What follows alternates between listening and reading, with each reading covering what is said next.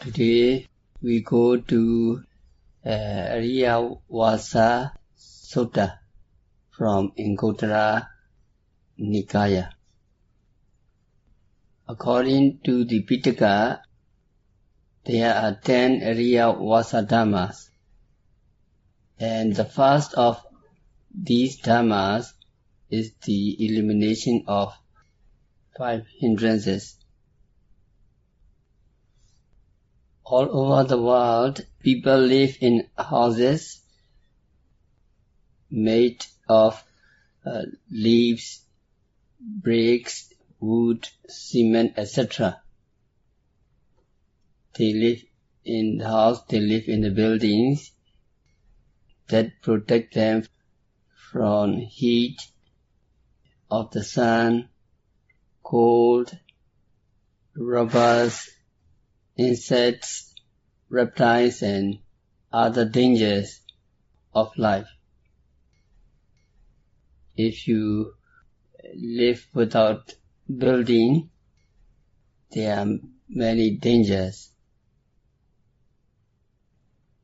Buildings or houses or dwellings, in Pali it is called Avasa.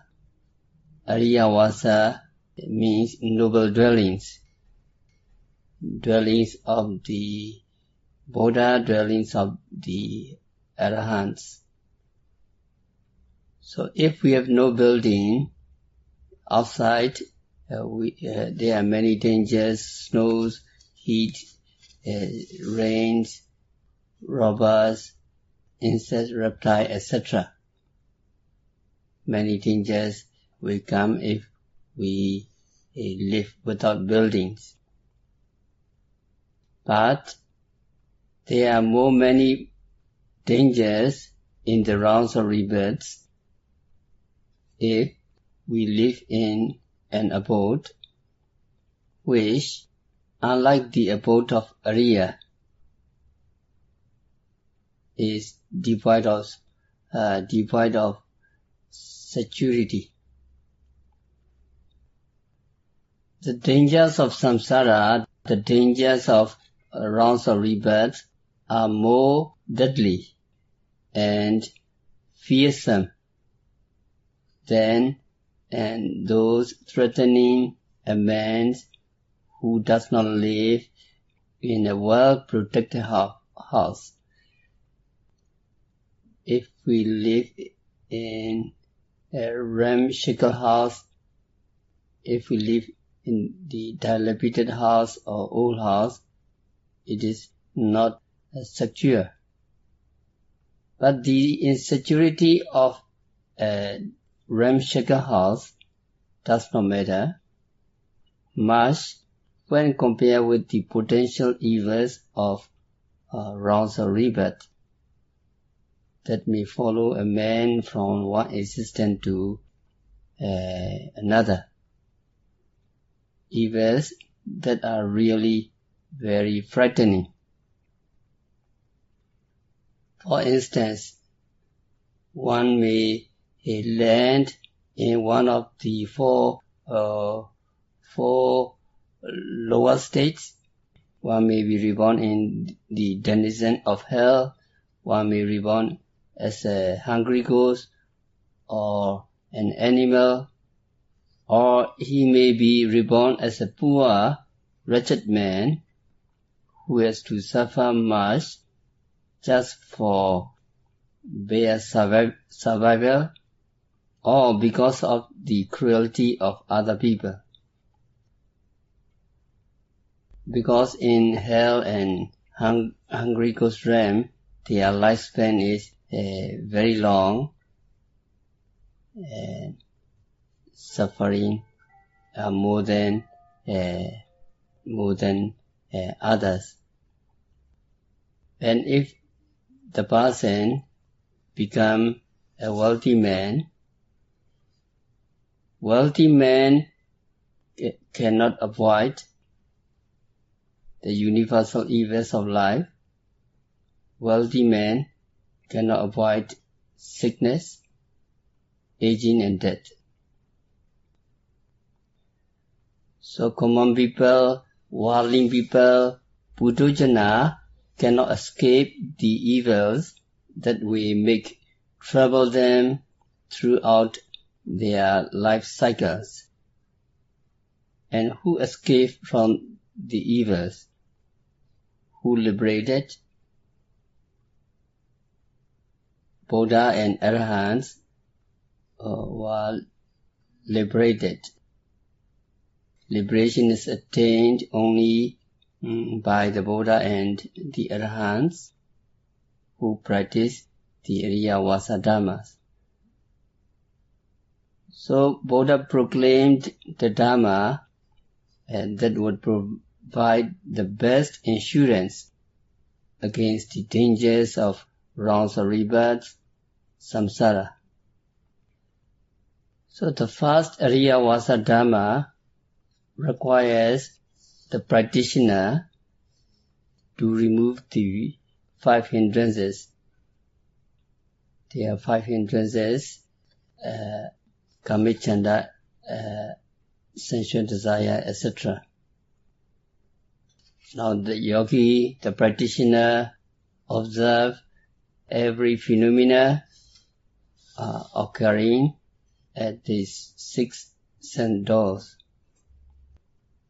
and he or she have to struggle with the first hindrance, the first evil, in the practice of constant mindfulness.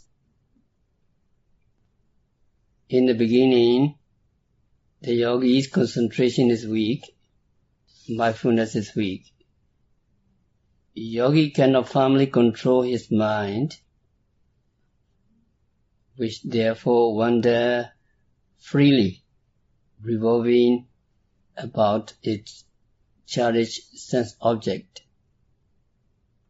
The mind wander to desirable objects, sensual object. Our mind is very familiar to the sensual object, so it wanders. It goes to the sensual object. So the mind is confined by the mental hindrances that block the noble path to nirvana.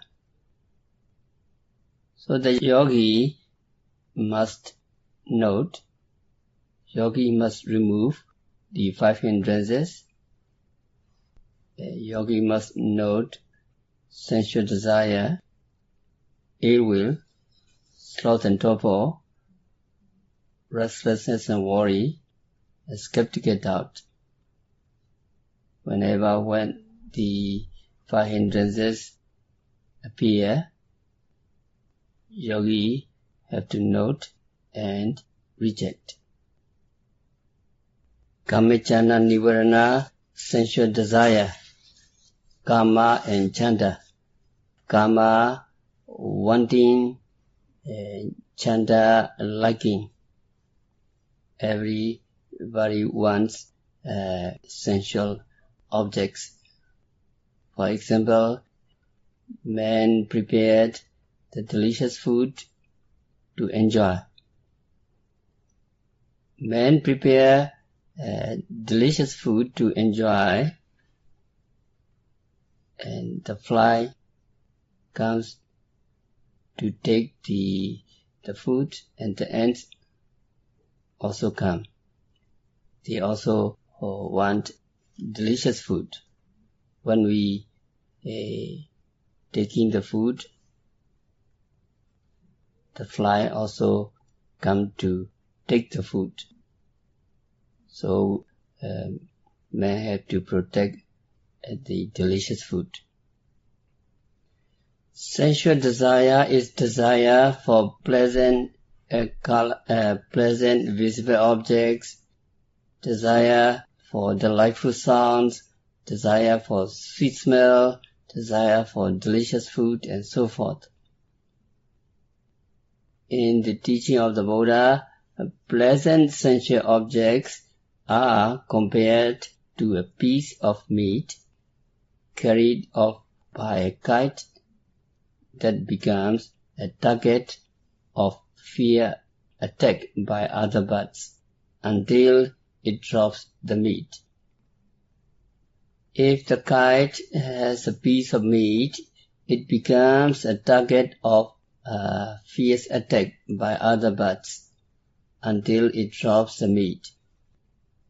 Only then the kite escapes harassment by other birds. In the same way, the object of sensual pleasures allures, attracts all living beings, and hence the owner of the sensual pleasures becomes the target of attack by other people who wish to rob him of it. Indeed, love of sensual pleasures is the mainspring of conflicts between one individual and another and all over the world. It is the chief cause of class, racial, ethnic, and international conflicts. So, sensual desire is criticized by Buddhas and Arahants. It is loathed and renounced by all wise men. Wise men criticize sensual desire and sensual object of sensuality. Nevertheless, most people turn a blind eye to the evils of sensual pleasures, and modern man is excessively fond of sensual pleasures. To him, sensual pleasures is the summum bonum of life, something to be sought by every possible means, regardless of all moral considerations. 5 objects of sensual desire. Of the 5 objects of sensual desire, the first one, Ruparamana, visible objects, covers a wide range of corporeality, both animate and inanimate, such as men, women, garments, and other consumer goods. In the same way, Sadharamana, sound, as sensual objects, may mean a person who speaks persuasively as well as a musical instrument. Gandharamana, smell, is represented by perfumes and the human beings who use it. Rasa Ramanam, Potapa Ramanam, tactile impression is born of physical contact with man, woman, bed, clothes, etc. Rasa Ramanam, taste, is associated with all delicious food and people who prepare it. In short, all pleasant objects can generate sensual desire, which is an obstacle to right mindfulness of the practitioner. And Buddha compared the sensual desire and its human victim to the dead and the debtor, and Buddha exhorted the practitioner to get rid of it promptly, just like the debtor who seeks to repay his debt without delay. If a man cannot settle his debt on time, the creditor will get angry, and a man has to be object and obedient in his relationship with the creditor.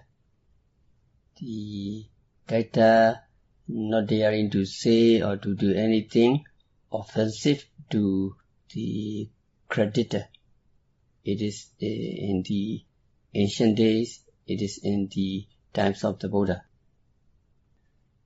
So the debtor has to respect his creditor just as the debtor has to respect his creditor, so also every man has to respect the object of his desire. The more he loves it, the more care he must take of it. As for gold, silver, jewels and other precious ornaments that are cherished by so many people, they have to be kept under lock and key. When you wear expensive ornaments on ceremonial occasion, you have trouble looking for a secure place. So such troubles are regarding a non-living, inanimate. Such troubles regarding with non-living are mild in comparison with those rooted in one's attachment to a living being, such as one's spouse or children. One has to pay high price for his or her attachment in terms of scrupulous regard for the feelings of others. You have to considerate in talking and so forth. The more deeply a man is attached to a member of his family or a friend, the more he is concerned about the welfare of his beloved and the more trouble he has to take for it. Thus, respect for the living or the non-living object of attachment is like the debtor's respect for his creditor.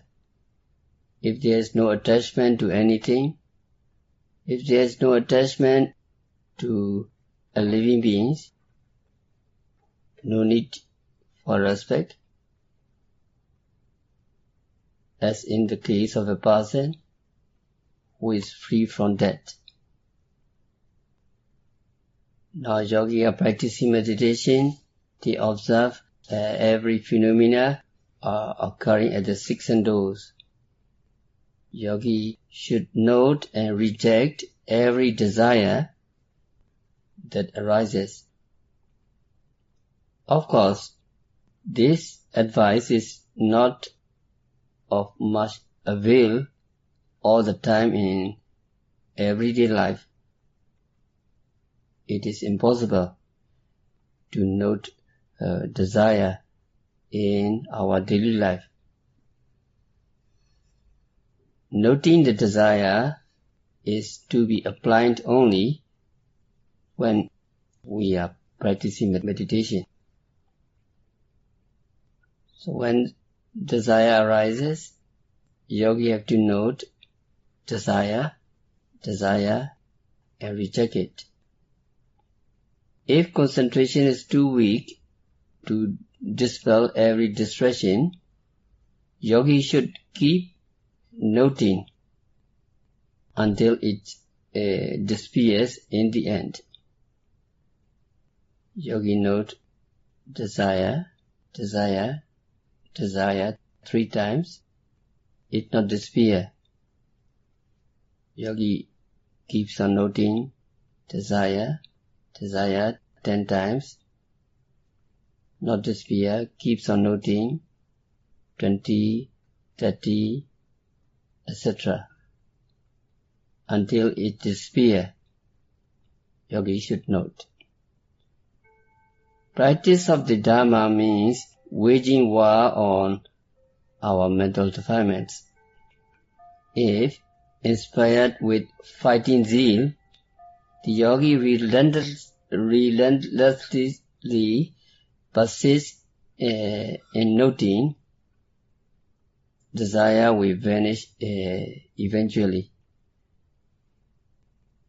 Many yogis have the kinds of experience.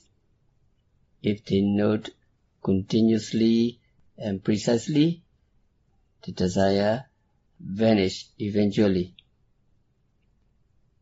Indeed, the desire which has withered away does not appear again, even when you mentally review the streams of consciousness leading to sensual object. Then, this meditation technique is the best way to combat our mental defilements effectively. If we do not meditate, if we cannot conquer these mental defilements, we cannot hope to earn the privilege of living in the abode of the noble ones.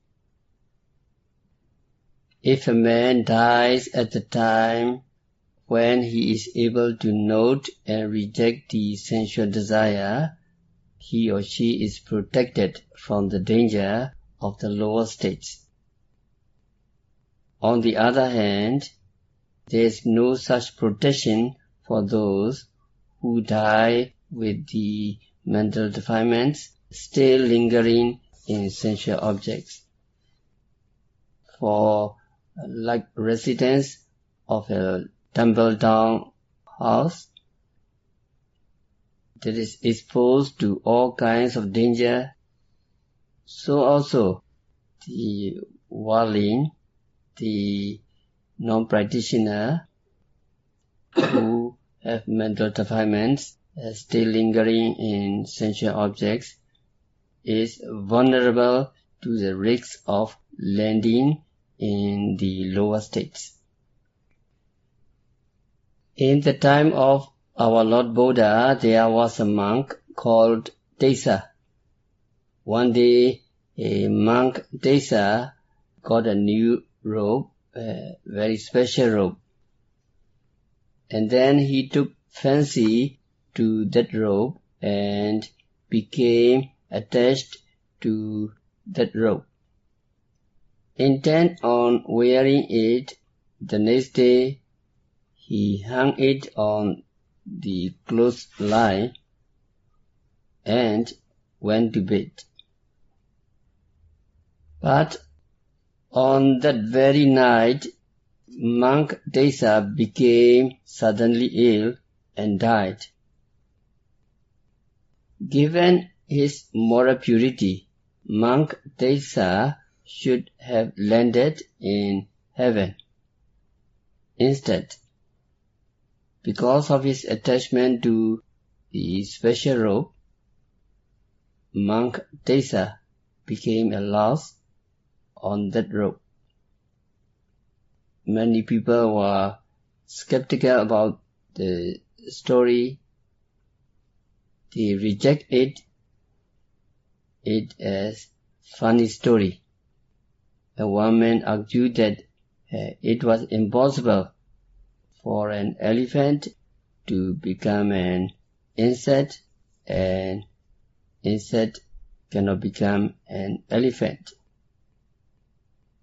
He argued that the difference of the two souls, the soul of elephant cannot enter to the soul of the ant, and the soul of ant cannot enter to the soul of the elephant. He argued the view of disparity, the view of difference in size of the two souls of elephants and ants. Such rebirth was unthinkable, he argued. So we'll continue this Ariyavasa Dhamma. Tomorrow we have to stop our discourse for today. We need to remember What is Ariyavasa?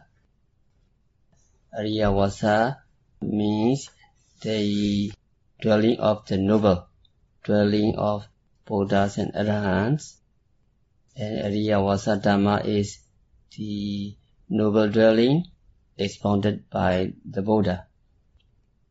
And in the Ariyavasa Dhamma, it mentioned that to develop mindfulness, yogi need to be mindful.